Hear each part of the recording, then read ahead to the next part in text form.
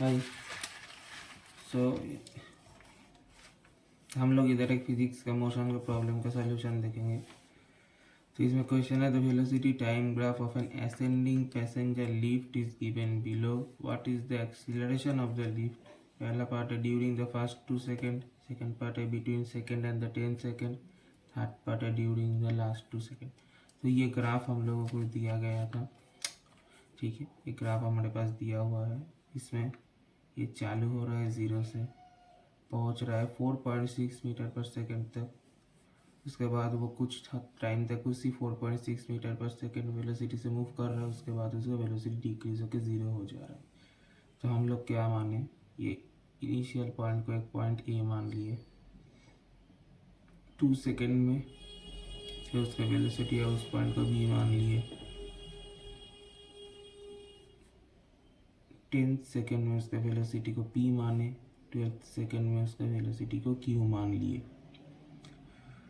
अभी हम लोग देख पा रहे हैं तीनों ही केस में हम लोगों को एक्सीलरेशन खोजने बोला है और हमारे पास दिया हुआ है velocity time graph. Velocity time graph से एक्सीलरेशन एक ही उपाय से हम निकाल सकते हैं, वो है स्लोप खोज के।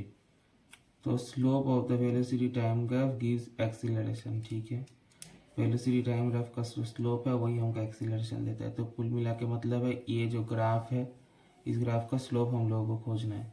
स्लोप खोजने का एक आसान फॉर्मूला है जो कि है y2 minus y1 divided by x2 minus x1। अब देखो बहुत आसानी से कैसे सॉल्व किया जा सकता है। बोला है एक्सीलरेशन खोजो फास्ट 2 सेकेंड्स के लिए। फास्ट 2 सेकेंड मतलब 0 सेकेंड से 2 सेकेंड के बीच में। 0 सेकेंड से 2 सेकेंड के बीच में ग्राफ में आ जाते हैं। अभी ये पोर्शन जो है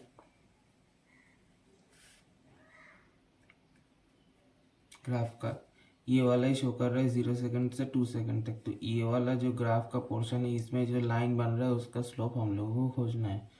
तो 2 पॉइंट लेना होता है स्लोप खोजने के लिए।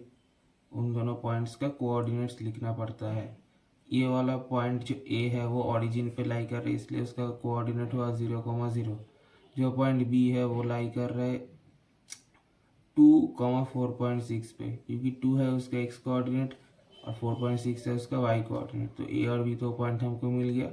अब कोई भी 2 पॉइंट में से एक को x1 और y1 मानना होगा और दूसरे को x2 y2 मानना होगा। तो मैंने ए को x1 y1 माना है, बी को x2 y2 माना है। उसके बाद स्लोप का जो फॉर्मूला है y2 minus y1 divided by x2 minus x1, उसमें हम लोग y2 को बैठा दिए 4.6, क्योंकि देखो y2 4.6 माना है, y1 है 0 बैठा दिए, x2 है 2 बैठा दिए, x1 है 0 बैठा दिए। तो कुल मिला के मैं कंक्लूड करता हूँ, इसमें हम लोगों को 2 पॉइंट लेना होगा। एक को ये मानना होगा, एक को बी मानना होगा। आइदर ए ऑफ बी में, बी ऑफ बी में से किसी एक को x1 y1 मानना होगा, किसी को x2 y2 मानना होगा।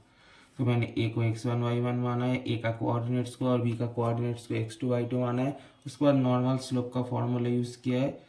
उसके बाद हम देख सकते हैं 4.6 माइनस 0 डिवाइडेड बाई 2 माइनस 0, जो कि आता है 4.6 बाई 2। 2 से डिवाइड करो तो हो जाएगा 2.3 मीटर पर सेकेंड स्क्वायर। तो ये आ गया मेरा स्लोप, जो कि आता है 2.3।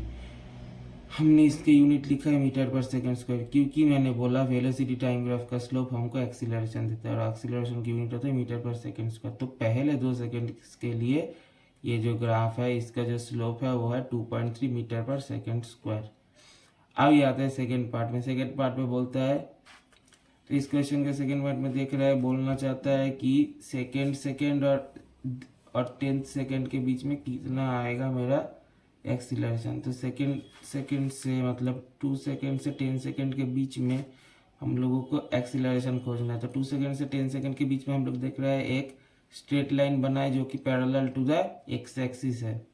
तो जब भी कोई स्ट्रेट लाइन बनता है या हॉरिजॉन्टल लाइन बनता है parallel to the X axis, तो उसका जो स्लोप होता है वो होता है 0। तो इसीलिए 2 सेकेंड से 10 सेकेंड के बीच में ये जो मेरा ग्राफ है इसका जो स्लोप है वो होगा 0। तो between 2 second to 10 second we can find a straight line parallel to the X axis, a horizontal line has a slope which is 0. Therefore the acceleration between 2 second and the 10th second is 0 meter per second square. ठीक है।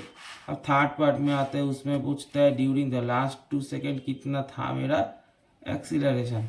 अभी जैसे first part में किए हैं वैसे ही third part के लिए भी करेंगे।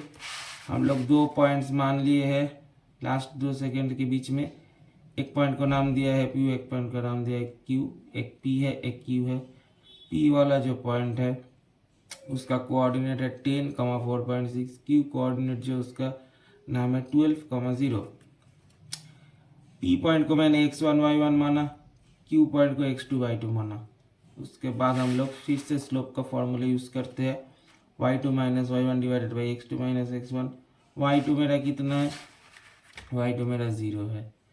y1 कितना है 4.6, x2 कितना है 12, x1 कितना है 10। बैठा दिए फार्मूला में 0 माइनस 4.6 डिवाइडेड बाई 12 माइनस 10। तो 0 माइनस 4.6 आता है माइनस 4.6 और 12 माइनस 10 आता है 2। कैलकुलेट करेंगे तो डिवाइड करेंगे तो आता है -2.3 मीटर पर सेकेंड स्क्वायर। अभी हम लोग का एक्सीलरेशन लास्ट 2 सेकेंड्स के लिए आया है -2.3 मीटर पर सेकेंड स्क्वायर। अब एक्सीलरेशन में जब जब नेगेटिव साइन आता है इसका मतलब वो नेगेटिव एक्सीलरेशन है। नेगेटिव एक्सीलरेशन मतलब टाइम के साथ साथ स्पीड घट रहा है, तो नेगेटिव एक्सीलरेशन शो करता है वो रिटार्डेशन हो रहा है। तो ये 3 पार्ट्स का आंसर है। पहला पार्ट्स का आंसर है 2.3 मीटर पर सेकेंड स्क्वायर, जो कि इधर अच्छे से देख पा रहा है कैलकुलेशन। सेकेंड पार्ट में उसका स्लोप 0 है, इसका मतलब उसका एक्सीलरेशन भी 0 है। अगर कैलकुलेशन देखना चाहते हैं सेकेंड पार्ट का भी कि क्यों 0 आता है तो कमेंट कीजिए। और थर्ड पार्ट का जो है एक्सीलरेशन वो है -2.3 मीटर पर सेकेंड स्क्वायर।